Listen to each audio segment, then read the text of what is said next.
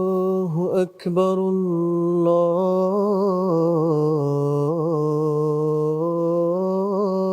الله أكبر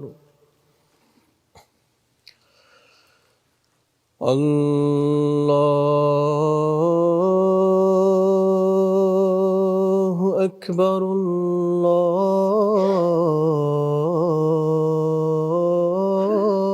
الله أكبر أشهد أن لا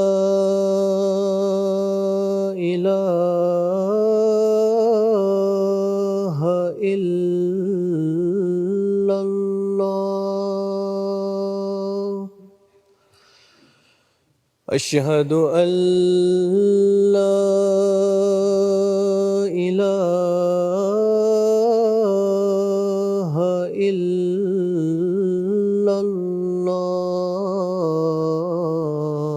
الله أشهد أن محمدًا رسول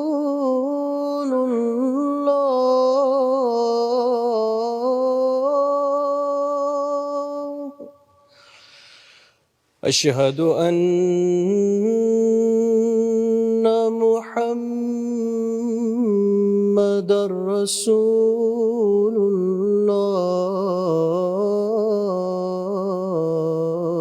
الله حي على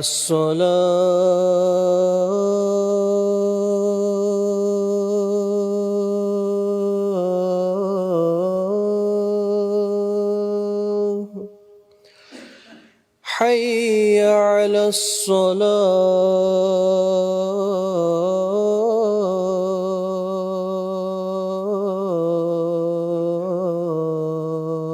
الصلاة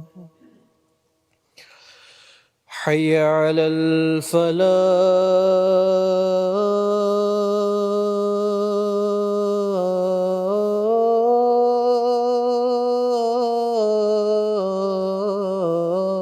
الفلاح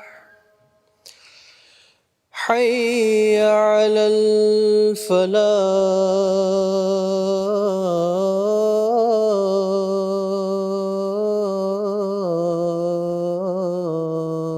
الفلاح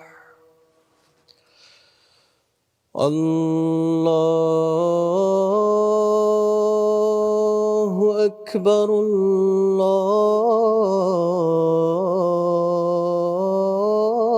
الله أكبر لا إله إلا الله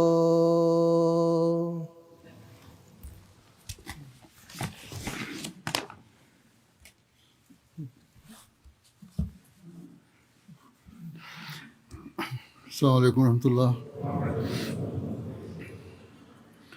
أشهد أن لا إله إلا الله وحده لا شريك له وأشهد أن محمدا عبده ورسوله أما بعد فأعوذ بالله من الشيطان الرجيم بسم الله الرحمن الرحيم الحمد لله رب العالمين الرحمن الرحيم مالك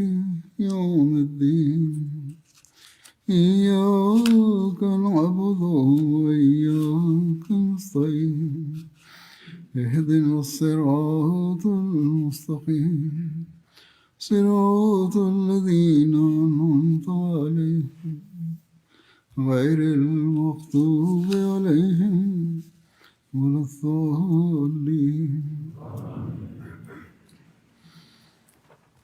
हज़रत सल्लल्लाहु अलैहि वसल्लम की মহানবী সাল্লাল্লাহু আলাইহি ওয়াসাল্লামের সিরাত বর্ণিত হচ্ছে। বিগত খুতবাগুলোতে আল্লাহ তাআলার প্রতি ভালোবাসার উল্লেখ করা হয়েছিল, আর এরই ধারাবাহিকতায় আজ আরো কিছু কথা বর্ণনা করব। তার সাল্লাল্লাহু আলাইহি ওয়াসাল্লামের ইবাদতের রীতি এবং তার সৌন্দর্য কিছুটা পূর্বেও বর্ণিত হয়েছিল। আজও হাদিসের আলোকেও এবং অনুরূপভাবে হযরত আকদাস মসিহে মাউদ আলাইহিস সালাতু ওয়াস সালাম, যিনি তার প্রকৃত সেবক ও দাস, তিনি যেভাবে মহানবী সাল্লাল্লাহু আলাইহি ওয়াসাল্লামের মান ও মর্যাদা এবং আল্লাহ তাআলার প্রতি ভালোবাসার চিত্র অঙ্কন করেছেন, তার বরাতে কিছু কথা উল্লেখ করব।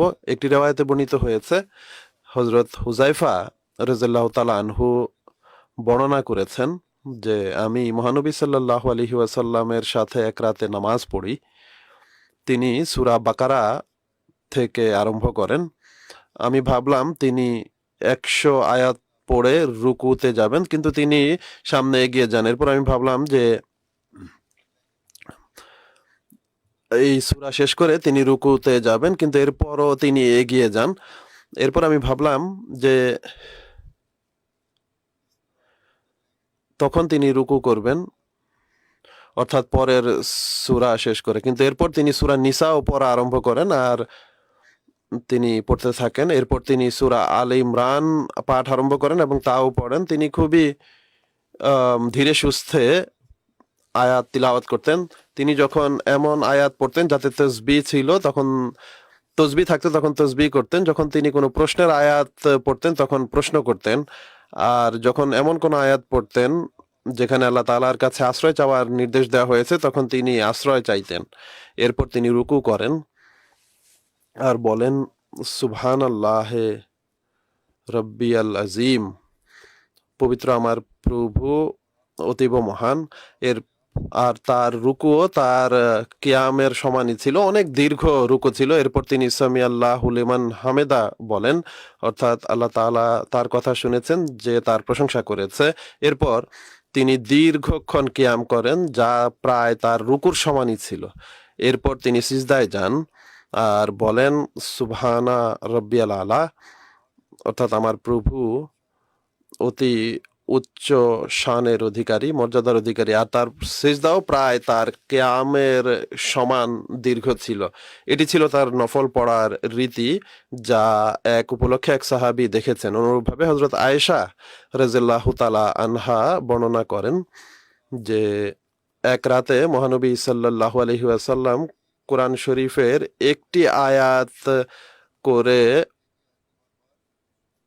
কিয়াম করতে থাকেন, অর্থাৎ সূরা ফাতিহার পর একটি আয়াতে বারবার পড়তে থাকেন।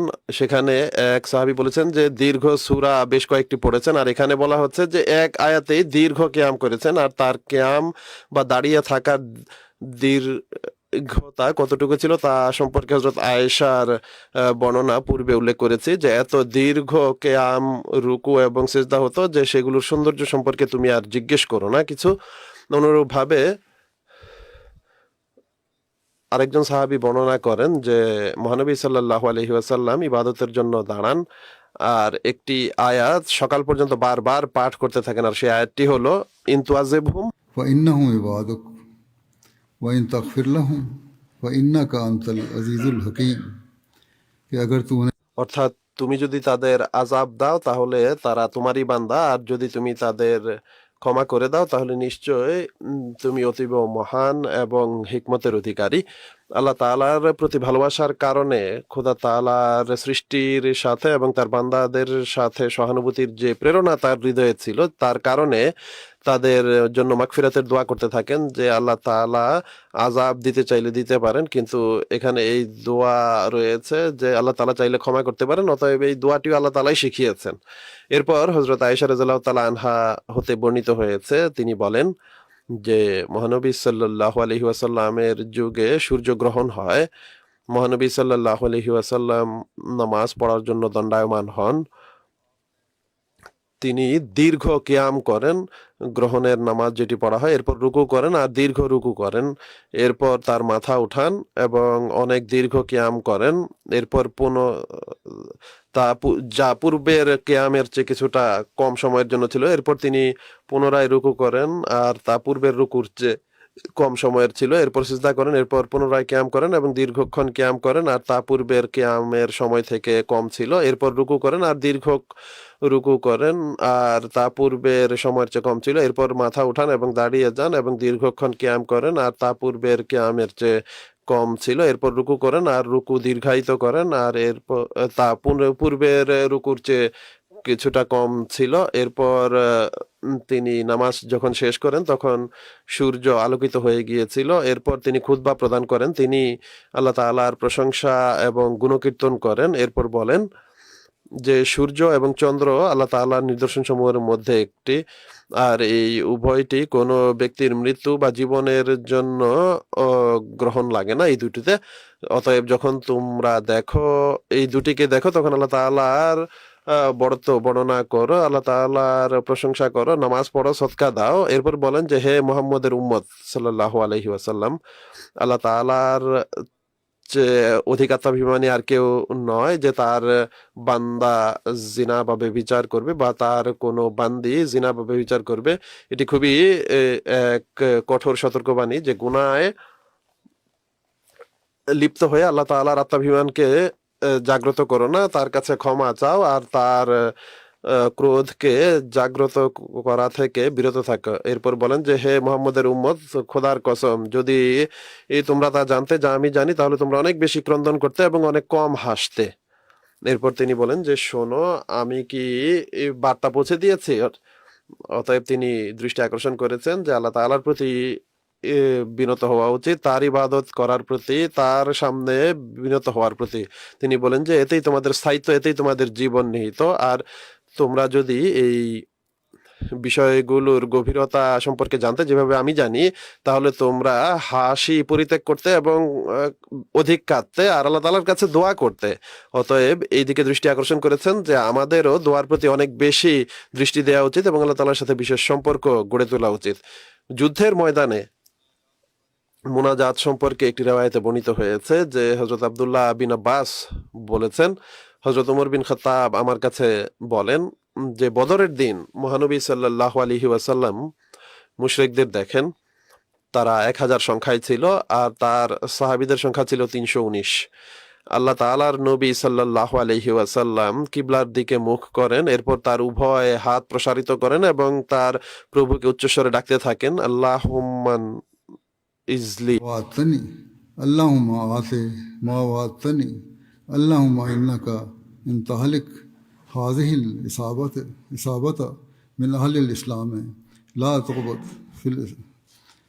फिल अर्ज़।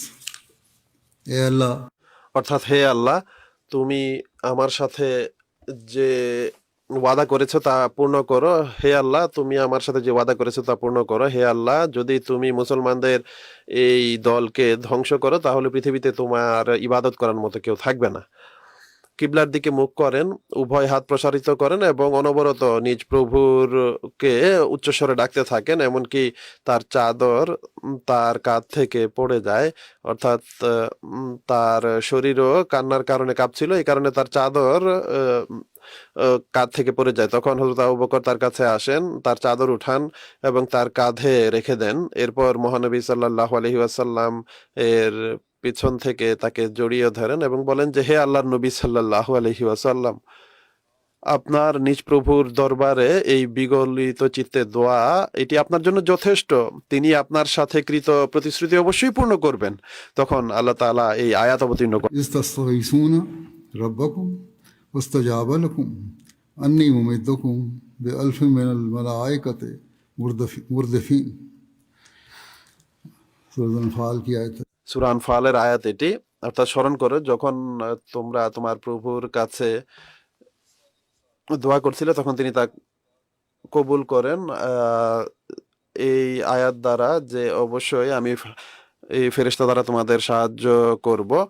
হযরত মুসিমাউদ আলাইহিস সালাম বলেন যে কোরআন শরীফে বারবার মহানবী সাল্লাল্লাহু আলাইহি ওয়াসাল্লামকে কাফেরদের উপর বিজয় লাভের সুসংবাদ দেওয়া হয়েছে, কিন্তু যখন বদরের যুদ্ধ আরম্ভ হয় যা ইসলামের প্রথম যুদ্ধ ছিল তখন মহানবী সাল্লাল্লাহু আলাইহি ওয়াসাল্লাম ক্রন্দন এবং বিগলিত চিত্তে দোয়া করা আরম্ভ করেন। আর দোয়া করতে করতে এই শব্দ মহানবী সাল্লাল্লাহু আলাইহি ওয়াসাল্লামের মুখ দিয়ে বের হয় যে আল্লাহুম্মা ইন আহলাকতা হাযিহিল ইসাবাতে ওয়ালাম ফালাম তুবাদ ফিল আরজি আবাদা, অর্থাৎ হে আমার খোদা, যদি আজ এই জামাতকে যাদের সংখ্যা মাত্র 313 বা কতক রেওয়ায়েত অনুযায়ী 319 তাদেরকে ধ্বংস করে দাও, তাহলে কিয়ামত পর্যন্ত আর কেউ তোমার ইবাদত করবে না। এই শব্দগুলো যখন হযরত আবু বকর রাদিয়াল্লাহু তাআলা আনহু মহানবী সাল্লাল্লাহু আলাইহি ওয়াসাল্লামের মুখ থেকে শুনেন তখন তিনি বলেন যে হে আল্লাহর রাসূল সাল্লাল্লাহু আলাইহি ওয়াসাল্লাম, আপনি এতটা বিচলিত কেন হচ্ছেন? খোদা তাআলা তো আপনাকে দৃঢ় প্রতিশ্রুতি দিয়েছেন যে আমি অবশ্যই বিজয় দিব। তিনি সাল্লাল্লাহু আলাইহি ওয়াসাল্লাম বলেন যে এটি সত্য কথা, কিন্তু তার অমুখাপেক্ষিতার প্রতি আমার দৃষ্টি রয়েছে, অর্থাৎ কোনো প্রতিশ্রুতি পূর্ণ করা খোদা তাআলার জন্য আবশ্যক নয়। এখন বোঝা উচিত যে যখন কিনা মহানবী সাল্লাল্লাহু আলাইহি ওয়াসাল্লাম এতটা দৃষ্টিপটে রেখেছিলেন খোদা তাআলার রুবুবিয়তের বৈশিষ্ট্যকে, তাহলে এই বিষয়টিকে কেন উপেক্ষা করা হবে যে কখনো খোদা তাআলার প্রতিশ্রুতি সরাসরি পূর্ণ হয় আর কখনো পরোক্ষভাবে পূর্ণ হয়। তিনি বিরোধীদেরকেও বলেছেন যারা তার উপর আপত্তি করে যে ভবিষ্যৎবাণী পূর্ণ হয়নি, তো তিনি বলেন যে ভবিষ্যৎবাণী কতক সরাসরি পূর্ণ হয় আর কতক পরোক্ষভাবে পূর্ণ হয়, কিন্তু আল্লাহ তাআলা তার প্রতিশ্রুতি অবশ্যই পূর্ণ করেন যা তিনি প্রতিশ্রুতি দেন। আমাদের অবশ্যই আল্লাহ তাআলার সামনে সর্বদা বিনত থাকতে হবে, কারণ আল্লাহ তাআলার মুখাপেক্ষিতার কারণে তাতে কোনো বিলম্ব না আসে, আর আল্লাহ তাআলার সাহায্য এবং সহযোগিতা সর্বদা আমাদের সাথে থাকে। হযরত আকদাস মসিহে মাউদ আলাইহিস সালাম বলেন যে এটি ভালোভাবে স্মরণ রেখো যে প্রকৃত একত্ববাদী তারাই যারা সামান্য নেকিও প্রকাশ করে না আর না সত্যতা কে প্রকাশ করতে পৃথিবীকে ভয় পায়। পৃথিবীর হাসি ঠাট্টাকে তারা কোনো পরোয়া করে না। কতক বলে যে সাহাবীরা যত জিহাদ করতেন বা রোজা রাখতেন, চেষ্টা প্রচেষ্টা করতেন, মহানবী সাল্লাল্লাহু আলাইহি ওয়াসাল্লামের থেকে প্রমাণিত সাহাবীদের মধ্যে থেকে কতক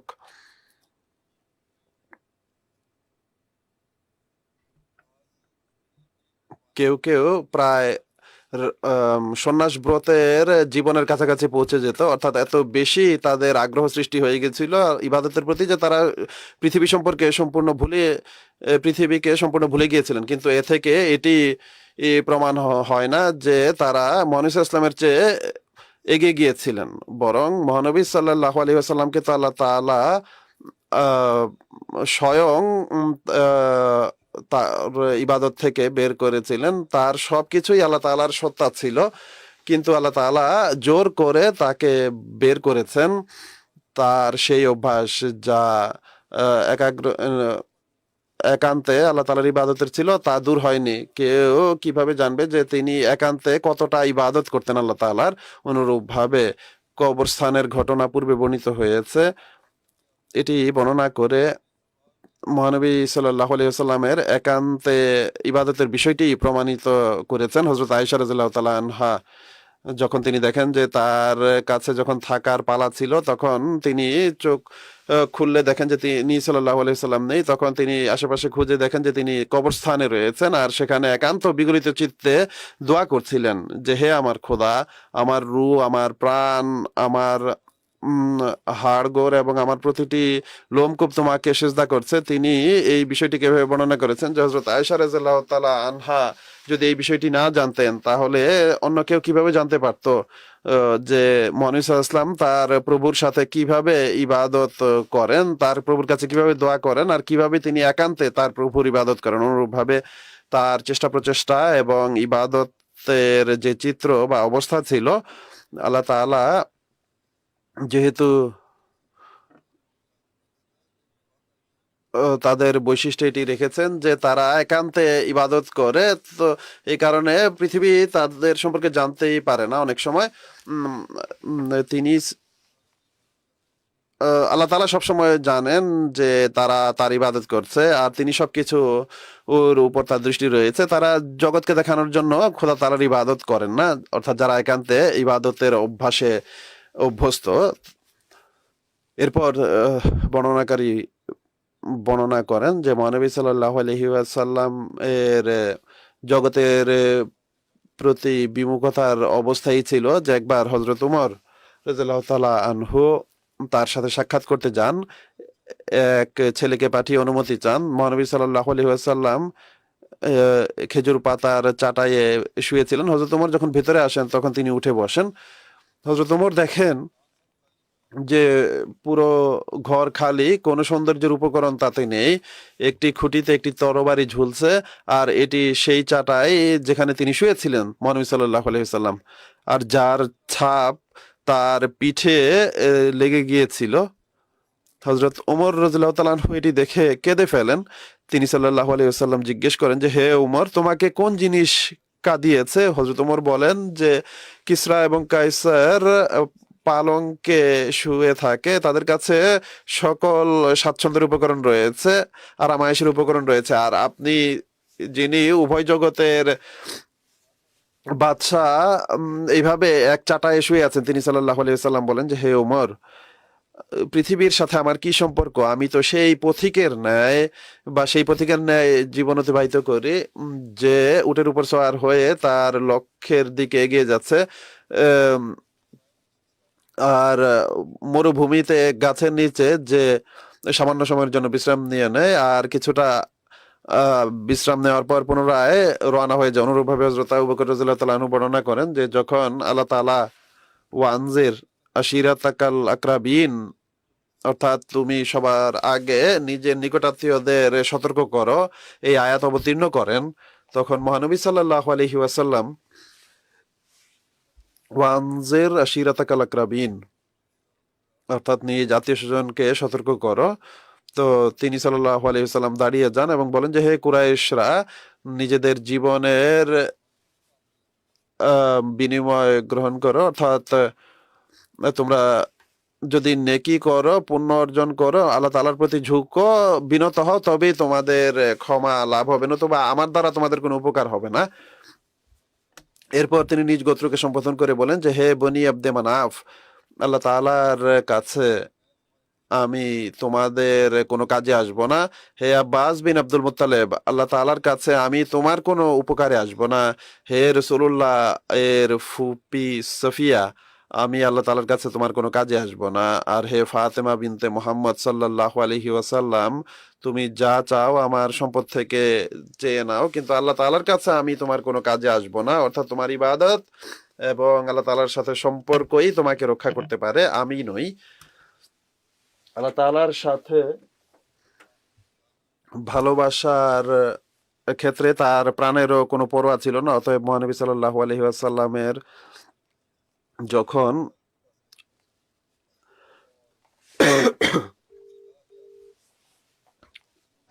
তবলিগ করতে থাকেন তখন তাকে বিরত রাখার জন্য, এরপর আপনি তাতে পরের অংশ আমি বুঝিনি, তিনি বলেন যে या वो अपने भतीजे को रोकें। আপনি আপনার ভাতিজাকে আটকান, কিন্তু তিনি তাকে বাধা দেননি। পুনরায় আমরা আসি, অথবা আপনার আপনার সাথে আমরা যুদ্ধ করব, এমনকি উভয়ের থেকে কোনো এক দল ধ্বংস হবে। কুরাইশরা যখন আবু তালেবের কাছে এই কথা বলে এবং তাকে বলে, হে আমার ভ্রাতুষ্পুত্র, আমার উপরে এমন বোঝা চাপিও না যা বহন করার ক্ষমতা আমার নেই। মহানবী সাল্লাল্লাহু আলাইহি ওয়াসাল্লাম ধারণা করেন যে তার চাচা তারকে সাহায্য করা ছেড়ে দিবে এবং তাকে কুরাইশের হাতে তুলে দিবে। তখন মহানবী সাল্লাল্লাহু আলাইহি ওয়াসাল্লাম বলেন, হে আমার প্রিয় চাচা, খোদার কসম, যদি এরা আমার ডান হাতে সূর্য এবং বাঁ হাতে চন্দ্র এনে দেয়, তবুও আমি আমার দায়িত্ব পালন করা থেকে বিরত হব না এবং আমি আমার দায়িত্ব পালন করতে থাকব।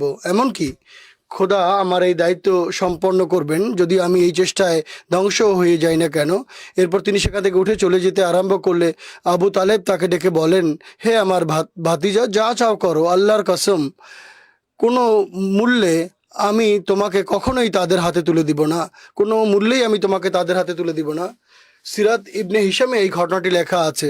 হযরত মসিহ মাউদ আলাইহিস সালাতু ওয়াস সালাম এই ঘটনাটি উল্লেখ করেছেন। তিনি বলেন, যখন এই আয়াত অবতীর্ণ হয়, মুশরিক, তারা নোংরা, অপবিত্র, তারা অনিষ্টকারী এবং সবচেয়ে নিকৃষ্ট প্রাণী এবং তারা নির্বোধ এবং শয়তানের বংশধর এবং এদের উপাস্য, অর্থাৎ আগুনের ইন্ধন, এবং তারা জাহান্নামের ইন্ধন। তখন আবু তালেব মহানবী সাল্লাল্লাহু আলাইহি ওয়াসাল্লামকে সম্বোধন করে বলেন, হে আমার ভ্রাতুষ্পুত্র, এখন তোমার কারণে জাতি উত্তেজিত হয়েছে, তোমাকে ধ্বংস করতে উঠে পড়ে লেগেছে এবং আমাকেও ধ্বংস করে দিবে।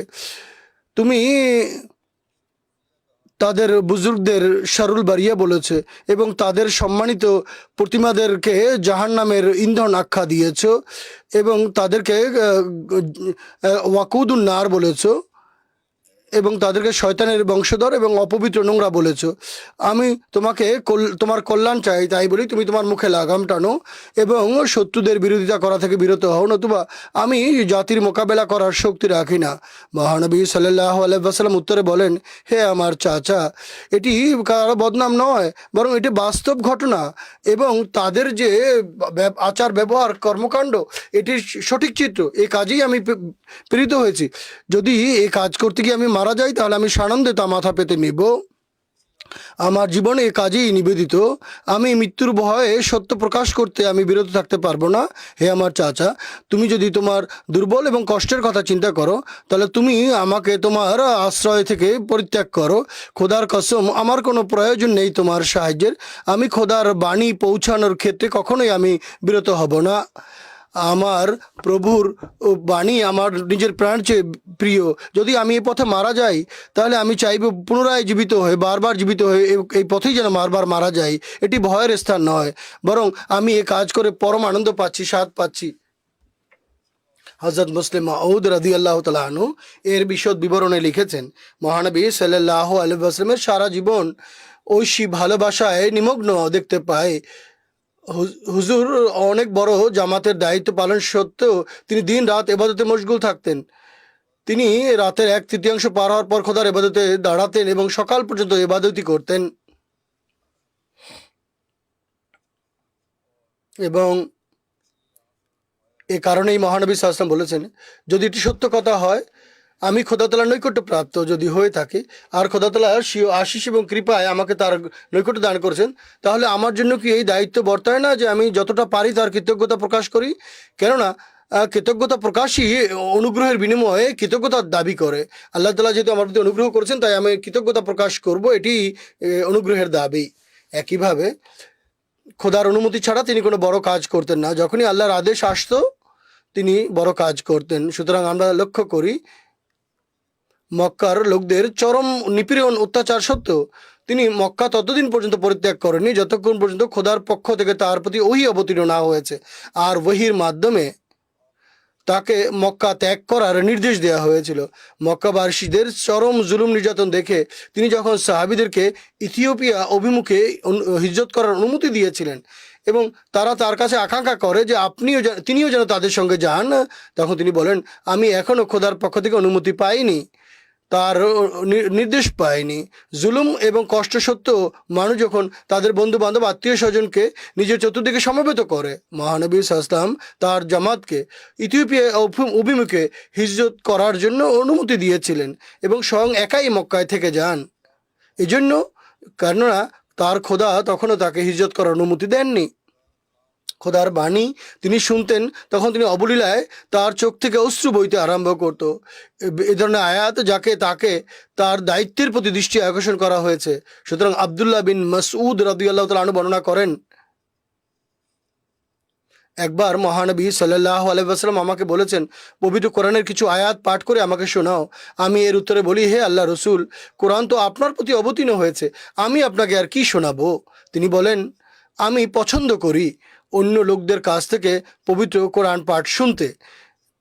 আমি সূরা নিসার এই আয়াত পাঠ করতে আরম্ভ করি। যখন আমি পাঠ করতে করতে এই আয়াতে পৌঁছি, ফাকাইফা ইযা জিনা بشهيد وجئنا بك على هؤلاء شهيدا, यानी অর্থাৎ তখন তোমার অবস্থা কেমন হবে যখন আমরা প্রত্যেক জাতির মধ্য থেকে তাদের নবীকে তার জাতির সামনে দণ্ডায়মান করে সেই জাতির হিসাব নিকাশ গ্রহণ করব এবং তোমাকেও তোমার জাতির সামনে দাঁড় করিয়ে তাদের হিসাব গ্রহণ করব। তখন মহানবী সাল্লাল্লাহু আলাইহি ওয়াসাল্লাম বলেন, থামো থামো, বন্ধ করো। আমি তার দিকে তাকিয়ে দেখি তার উভয় চোখ থেকে তখন টপ টপ করে অশ্রু ঝরে পড়ছিল।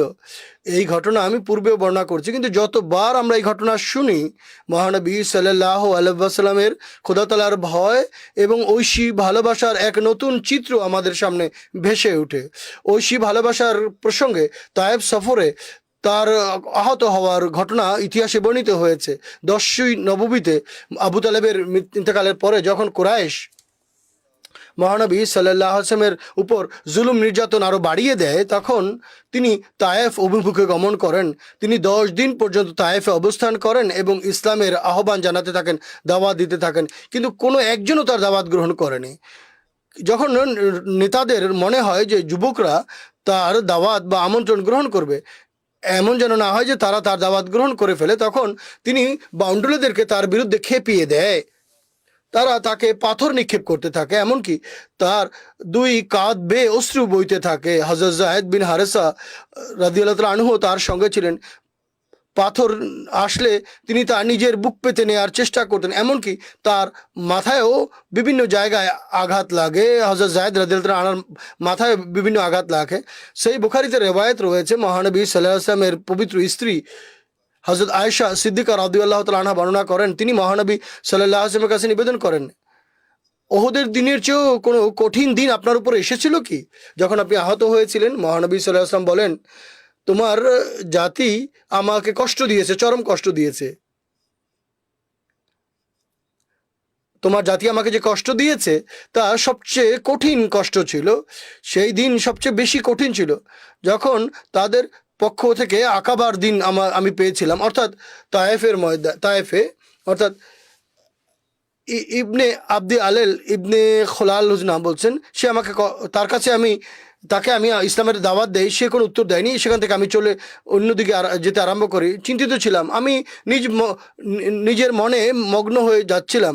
যখন আমি সালেম নামক জায়গায় পৌঁছি, যা মিনার নিকটে ছোট্ট একটি পাহাড়, এবং আমি আমার মাথা তুলে তাকাই, দেখতে পাই একটি ঘন মেঘ আমার উপরে ছায়া দিয়ে রেখেছে।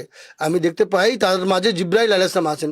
তিনি আমাকে ডেকে বলেন, আল্লাহ তোমার সম্পর্কে তোমার জাতির কথা শুনেছেন, অর্থাৎ তোমার জাতি তোমার সঙ্গে যে অন্যায় ব্যবহার করেছে এবং তারা যে অন্যায় ব্যবহার দিয়েছে, অন্যায় উত্তর দিয়েছে, আল্লাহ তা শুনে নিয়েছেন এবং পাহাড়ের ফেরেশতা তোমার কাছে পাঠিয়েছেন। তুমি তাদের বিরুদ্ধে যা করতে চাও সেই আদেশ দিতে পারো। মহানবী সাল্লাল্লাহু আলাইহি ওয়াসাল্লাম বলেন, তখন পাহাড়ের ফেরেশতারা আমাকে ডেকে বলে এবং আমাকে সালাম দেয়। তারপর বলে, হে মোহাম্মদ সাল্লাল্লাহু আলাইহি ওয়াসাল্লাম, আপনি এদের বিরুদ্ধে যা চান আদেশ দিতে পারেন। আপনি চাইলে আমি 2 পাহাড় তাদের উপরে চাপিয়ে দিতে পারি, 2টি পাহাড়ের মাঝখানে তাদেরকে পিষে মারতে পারি। মহানবী সাল্লাল্লাহু আলাইহি ওয়াসাল্লাম তখন তাদেরকে বলেন, না, আমি প্রত্যাশা রাখি আল্লাহ তাদের সন্তানদের মধ্য থেকে এমন শিশুর জন্ম দিবেন যে যারা এক আল্লাহর ইবাদত করবে এবং তার সাথে অন্য কাউকে শরিক করবে না। অতএব তার সহানুভূতিও এখানে স্পষ্ট ছিল এবং তিনি সেই জাতিকে রক্ষা করেন এভাবে। এরপর মক্কা বিজয়ের কিছুদিন পরে তিনি অর্থাৎ সেই তায়েববাসীদের সন্তানরা ইসলাম গ্রহণ করেন। হযরত মসিহ মাউদ আলাইহিস সালাতু ওয়াস সালাম মহানবী সাল্লাল্লাহু আলাইহি ওয়াসাল্লামের মোকাম এবং পদমর্যাদার উল্লেখ করতে গিয়ে বলেন, সেই উন্নত মানের নূর যা মানুষকে দেয়া হয়েছে, অর্থাৎ পূর্ণ মানবকে দেয়া হয়েছে, তা ফেরেশতাদের মাঝে ছিল না।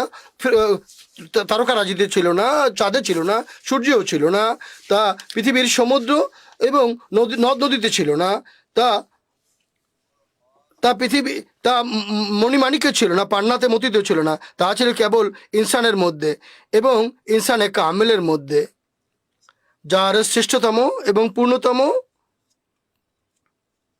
এবং সর্বোত্তম এবং সুন্দরতম অস্তিত্ব হলেন আমাদের নেতা ও মনিব নবীদের নেতা এবং অমর জীবন প্রাপ্তদের নেতা মুহাম্মদ মুস্তাফা সাল্লাল্লাহু আলাইহি ওয়াসাল্লাম। অতএব সেই নূর বা জ্যোতি দান করা হয়েছে সেই মানবকেই এবং মর্যাদা অনুপাতে তার রঙের রঙিন সেই সকল মানুষকেও যারা নিজেদের মধ্যে কিছু না কিছু সেই রং ধারণ করে, অর্থাৎ তার অনুসারীদের মধ্যে তার সুন্নতের উপর আমলকারীদের দেওয়া হয়েছে। অতএব এই বিষয়টি ব্যাখ্যা করতে গিয়ে সেই যুক্তি সেই আমানত কি যা মানুষকে দেওয়া হয়েছে, তিনি বলেন, এবং আমানত বলতে পরিপূর্ণ মানবের সেই ইন্দ্রিয়, জ্ঞান, বিবেক, বুদ্ধি, হৃদয়, প্রাণ, ইন্দ্রিয়, ভয়, ভীতি, ভালোবাসা, সম্মান, আধ্যাত্মিক এবং দৈহিক সকল শক্তি, এই সকল শক্তি বা নেয়ামত যা দৈহিক এবং আধ্যাত্মিক শক্তি যা খোদা তাআলা কামেল মানুষকে দান করেন। এরপর কামেল মানব ইন্নাল্লাহা ইয়া'মুরুকুম আন তুআদ্দুল আমানাতে ইলা আহলেহা অনুযায়ী এই সকল আমানত খোদা তাআলার সমীপে ফিরিয়ে দিয়েছেন, অর্থাৎ তার সত্তায় বিলীন হয়ে তার সত্তায় উৎসর্গ করে দিয়েছেন। অর্থাৎ সেসব আমানত যা তাকে আল্লাহ তাআলা অর্পণ করেছিলেন তা আল্লাহ তাআলার নির্দেশ মেনে চলে আল্লাহ তাআলার সন্তুষ্টি অর্জনের জন্য নিজের সকল শক্তি সামর্থ্য ব্যয় করেছেন তিনি, যাতে সেই আমানতের দায়িত্ব তিনি পালন করতে পারেন এবং আল্লাহ তাআলার প্রেম এবং ভালোবাসা বেশি বেশি লাভ করতে পারেন। এই হচ্ছে সেই আমানতের উন্নত মান যা আল্লাহ তাআলার ভালোবাসায় বিলীন হয়ে মহানবী সাল্লাল্লাহু আলাইহি ওয়াসাল্লাম অর্জন করেছিলেন। এর ব্যাখ্যা করতে গিয়ে হযরত মসিহ মাউদ আলাইহিস সালাতু ওয়াস সালাম বলেন, এই মর্যাদা পরিপূর্ণরূপে, সম্পূর্ণরূপে, কামেল রূপে আমাদের নেতা, আমাদের হাদি, আমাদের মওলা, আমাদের পথ প্রদর্শক, উম্মতি, নিরক্ষর নবী, সত্যবাদী নবী হযরত মুহাম্মদ মুস্তাফা সাল্লাল্লাহু আলাইহি ওয়াসাল্লামের মাঝে পাওয়া যেত। এমন নৈকট্য, যে নৈকট্যের কথা আল্লাহ তাআলা পবিত্র কোরআনে বলছেন, কুল ইন্না সালাতি ওয়া নুসুকি ওয়া মাহইয়ায়া ওয়া মামাতি লিল্লাহি রাব্বিল আলামিন লা শারিকা লাহু ওয়া বিযালিকা উমিরতু ওয়া আনা আউয়ালুল মুসলিমিন। বলেন, ওয়া আন্না হাযা সিরাতিল মুস্তাকিমা ফাত্তাবিউ ওয়া লা তাত্তাবিউস সুবুলা ফাতাফাররাকা বিকুম আন সাবিলি যালিকুম ওয়াসআতুম বিহি লাআল্লাকুম তাত্তাকুন। এরপর আল্লাহ তাআলা বলেন, কুল ইন কুনতুম তুহিব্বুনাল্লাহা ফাত্তাবিউনি ইউহিব্বুকুমুল্লাহ ওয়া ইয়াগফির লাকুম যুনুবাকুম ওয়াল্লাহু গফুরুর রহিম। এরপর বলেছেন, কুল আসলামতু ওয়াজহিয়া লিল্লাহ। फरमाया व उमिर तो अन उस्लिमा लिरब्बिल आलमीन, यानी इनको कह दे, অর্থাৎ তাদের বলে দাও, আমার নামাজ, আমার ইবাদত, আমার চেষ্টা সাধনা, আমার সকল কোরবানি এবং আমার জীবন, আমার মরণ সব কিছুই আল্লাহ তাআলার জন্য নিবেদিত এবং তার পথে উৎসর্গিত।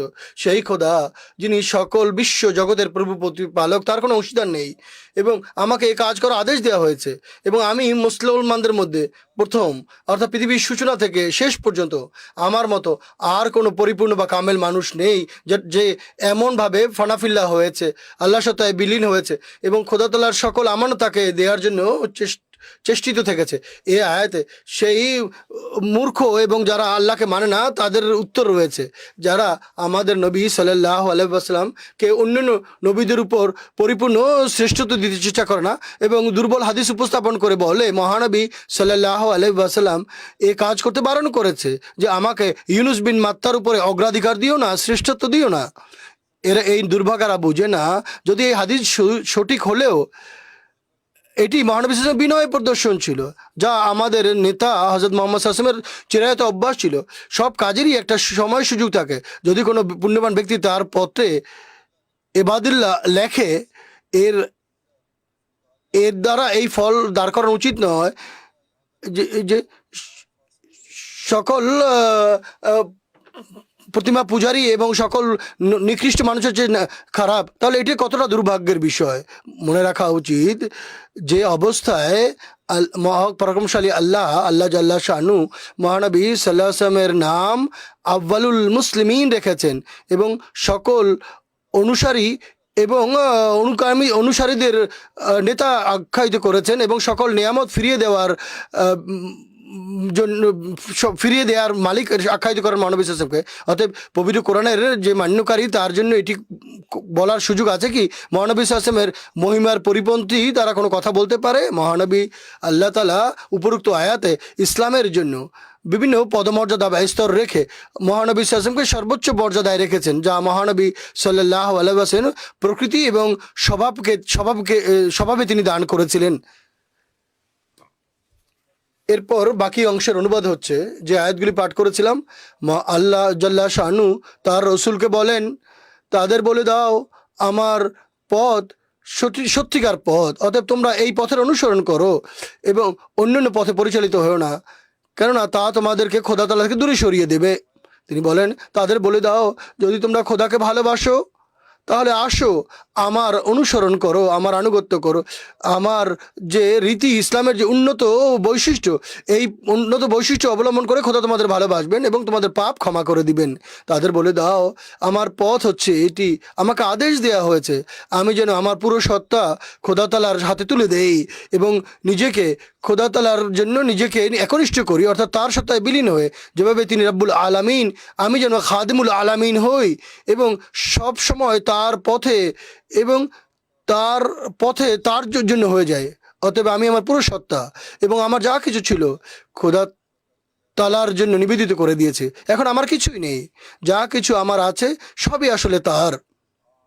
মহানবী সাল্লাল্লাহু আলাইহি ওয়াসাল্লাম মোকাম এবং পদমর্যাদার এই উন্নত জ্ঞান ছিল মসিহ মাউদ আলাইহিসসালাতু ওয়াসসালামের। আল্লাহ তাআলা তাকে দান করেছিলেন আর তিনি তা আমাদের সামনে বর্ণনা করেছেন। এত সত্ত্বেও আমাদের বিরোধীরা আমাদের সম্পর্কে বলে যে নাউজুবিল্লাহ আমরা মহানবী সাল্লাল্লাহু আলাইহি ওয়াসাল্লামের অবমাননা করছি আর হযরত মসিহ মাউদ আলাইহিস সালামকে নবীর চেয়ে বড় মোকাম দেই। আল্লাহ তাআলা তাদের অনিষ্ট থেকে প্রত্যেক আহমদীকে রক্ষা করুন। হযরত মসিহ মাউদ আলাইহিস সালাম এক জায়গায় বলেন, আমি সবসময় বড় আশ্চর্যের দৃষ্টিতে দেখে এই আরবি নবী যার নাম মোহাম্মদ, হাজার হাজার দরুদ এবং সালাম তার প্রতি, এবং সেই কত উন্নত মর্যাদার নবী, তার উন্নত পদমর্যাদার কথা চিন্তা করাও যায় না। তার পবিত্রকরণ শক্তির কথা ধারণা করা মানুষের কাজ নয়। পরিতাপ, যেভাবে সত্যকে চেনার কথা ছিল তার পদমর্যাদাকে সেভাবে শনাক্ত করা হয়নি। সেই তৌহিদ যা পৃথিবী থেকে হারিয়ে গিয়েছিল, তিনি একমাত্র নেতা যিনি পৃথিবীতে পুনরায় প্রতিষ্ঠিত করেছেন। তিনি চূড়ান্ত পর্যায়ে মানুষের প্রতি ভালোবাসা জীবন অতিবাহিত করেছেন। এই জন্যই খোদা, যিনি তার হৃদয় রহস্য জানতেন, তিনি তাকে সকল নবী এবং সকল প্রথম ও শেষের ব্যক্তিগণের অর্থাৎ আউয়ালিন ও আখারিনদের উপরে উন্নীত করেছেন এবং তার কাঙ্ক্ষিত সকল প্রত্যাশাই তার জীবনে পূর্ণ করে দিয়েছেন। তিনি প্রত্যেক কৃপা ও কল্যাণের ঝর্ণার উৎস। যে ব্যক্তি তার কৃপা ও কল্যাণ বা ফয়েজ সমূহ স্বীকার না করেই কোনো প্রকারে কোনো শ্রেষ্ঠত্বের দাবি করে, সে মানুষ নয়, সে শয়তানের বংশধর। কেননা প্রত্যেক শ্রেষ্ঠত্বের চাবিকাঠি তাকেই দেওয়া হয়েছে এবং প্রত্যেক মারেফত বা জ্ঞান বা প্রজ্ঞার ট্রেজারি বা ভান্ডার তাকেই দেওয়া হয়েছে। মানুষ যে তার মাধ্যমে লাভ করে না সে চিরবঞ্চিত। আমি কি বস্তু আর আমার কাছে আছেই বা কি? আমি নিয়ামত বা উত্তম পুরস্কারের অস্বীকারী হব যদি না আমি একথা স্বীকার করি যে প্রকৃত তৌহিদ বা একত্ববাদ আমি ওই নবীর মাধ্যমে লাভ করেছি এবং জীবন্ত খোদার পরিচয় আমি পেয়েছি ওই কামেল ও পূর্ণ নবীর মাধ্যমেই। তারই নূর বা জ্যোতির বা আলোকের মাধ্যমে আমি পেয়েছি খোদার সাথে কথা বলার এবং সম্বোধিত হওয়ার, যার মাধ্যমে আমরা খোদার চেহারা দেখে থাকি। তার সৌভাগ্য লাভ করেছি ওই মহান নবীর মাধ্যমেই। ওই হেদায়েতের সূর্যের রশ্মিমালা আমার উপরে প্রখর রোদের ন্যায় পতিত হয় এবং তার মধ্যে আমি যতক্ষণ পর্যন্ত দাঁড়িয়ে থাকতে পারি ততক্ষণ আমি আলোকিত হতে পারি। সেসব মানুষ যারা এই ভুল ধারণায় বশবর্তী হয়ে জীবনযাপন করছে যে যারা মহানবী সাল্লাল্লাহু আলাইহি ওয়াসাল্লামের প্রতি ঈমান আনবে না বা মুরতাদ হয়ে যাবে বা তৌহিদের উপর প্রতিষ্ঠিত হবে আর খোদাকে এক অদ্বিতীয় জ্ঞান করবে, তারাও মুক্তি লাভ করবে এবং ঈমান না আনার কারণে বা মুরতাদ হওয়ার কারণে তাদের কোনো ক্ষতি হবে না। এমন মানুষ সত্যিকার অর্থে তৌহিদের সত্যিকার মর্ম সম্পর্কেই অনবহিত, কিন্তু খোদাকে এক মানলেই মুক্তি লাভ করা যায় না, বরং মুক্তি দুটি বিষয়ের উপরে নির্ভরশীল। দুটি বিষয় রয়েছে যার উপরে নির্ভরশীল নাজাত। এক হচ্ছে পরিপূর্ণ বিশ্বাসের সাথে খোদা তাআলার অস্তিত্ব এবং তার একত্ববাদের উপরে ঈমান আনা, এবং দ্বিতীয় হচ্ছে এমন পরিপূর্ণ ভালোবাসা মহানবী সাল্লাল্লাহু আলাইহি ওয়াসাল্লামের জন্য যেন হৃদয় থাকে, যার যার প্রাধান্যের কারণে খোদা তাআলার জন্য তার জীবন উৎসর্গ করতে সে প্রস্তুত থাকবে, এবং তিনি সব জাগতিক বিষয়কে পদদলিত করবে। এটি হচ্ছে সত্যিকার তৌহিদ। অর্থাৎ আমাদের নেতা এবং অভিভাবক হযরত মুহাম্মদ মুস্তাফা সাল্লাল্লাহু আলাইহি ওয়াসাল্লামের মাধ্যম ছাড়া এই পদমর্যাদা লাভ হতেই পারে না। কেন হতে পারে না? এর উত্তর হচ্ছে খোদা তাআলার সত্তা অদৃশ্যে পর্দার অন্তরালে রয়েছেন এবং সূক্ষ্মাতি সূক্ষ্ম এবং অনেক গুপ্ত রয়েছেন। মানুষ তাদের শক্তি সামর্থ্য দ্বারা তাকে লাভ করতে পারে না, তাকে দেখতে পারে না, এবং কোনো জ্ঞানের মাধ্যমে তার সত্তা সম্পর্কে পরিপূর্ণ দলিল দিতে পারে না। কেননা মানুষের জ্ঞান শুধু এতটুকু যে এই বিশ্বের প্রতি দৃষ্টিপাত করে যে একজন স্রষ্টার অস্তিত্ব অনুভব করে, কিন্তু অস্তিত্ব অনুভব করা ভিন্ন বিষয়, আর দৃঢ় বিশ্বাস উপনীত হওয়া যে খোদার প্রয়োজন অনুভূত হয় তিনি অবশ্যই আছেন, এটি ভিন্ন কথা। অর্থাৎ মানুষের জ্ঞান বুদ্ধি থেকে মানুষ বলতে পারে যে খোদা আছে, কিন্তু অনেক মানুষ যেভাবে বলে, কিন্তু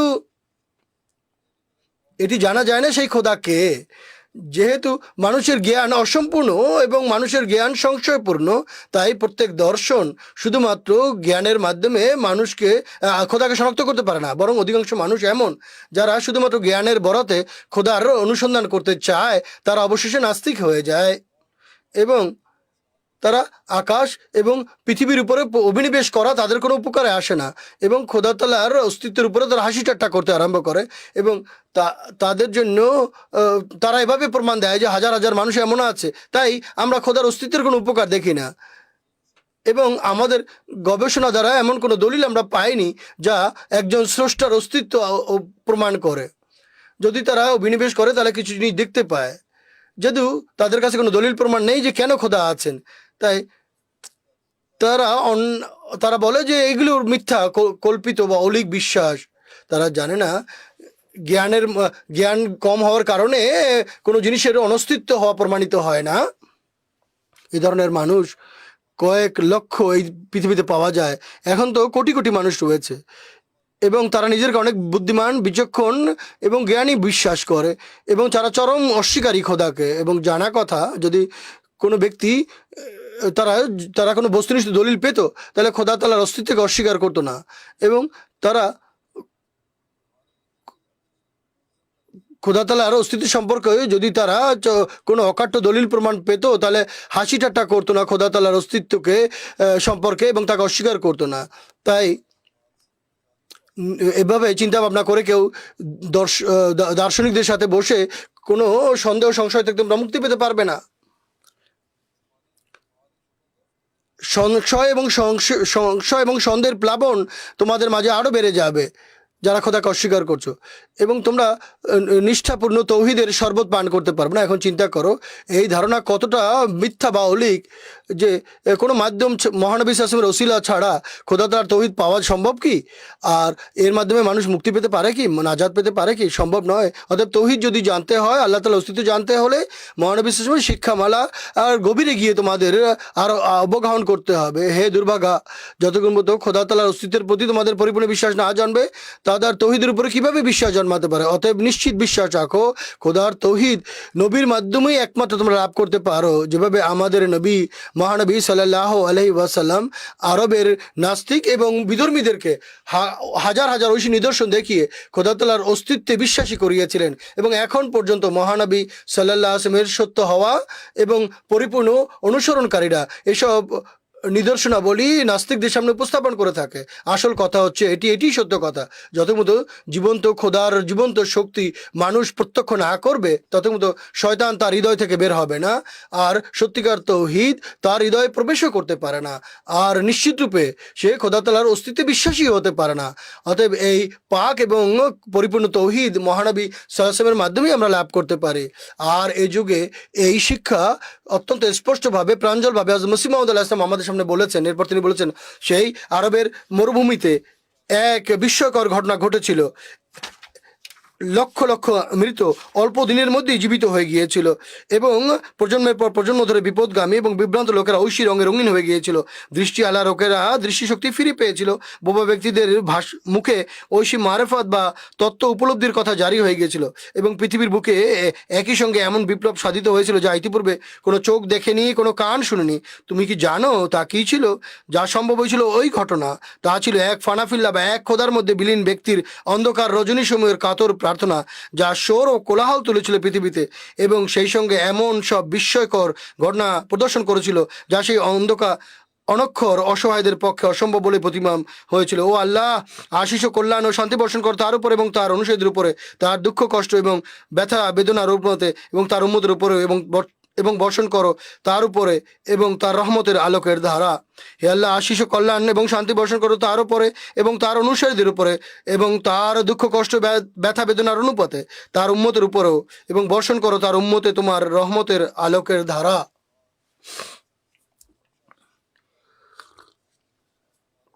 তিনি আলাইহিস সালাম বলেন,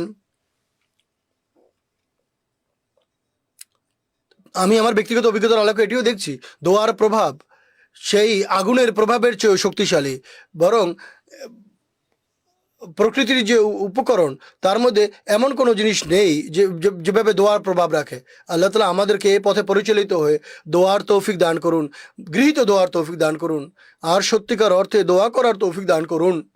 আর সত্যিকার অর্থে তিনি আমাদেরকে সত্যিকার মোমেন বানান, যারা দোয়ার মর্ম বুঝে দোয়ার দায়িত্ব পালন করবে আর মহানবী সাল্লাল্লাহু আলাইহি ওয়াসাল্লামের আদর্শ অনুসরণ করে চলার চেষ্টা করবে।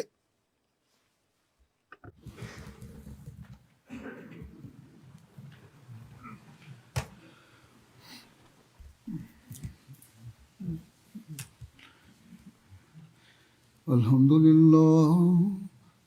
لله نحمده ونستعينه ونستغفره ونؤمن به ونتوكل عليه ونعوذ بالله من شرور أنفسنا ومن سيئات أعمالنا من يهده الله فلا مضل له ومن يضلل فلا هادي له ونشهد أن لا إله إلا الله ونشهد أن محمدا عبده ورسوله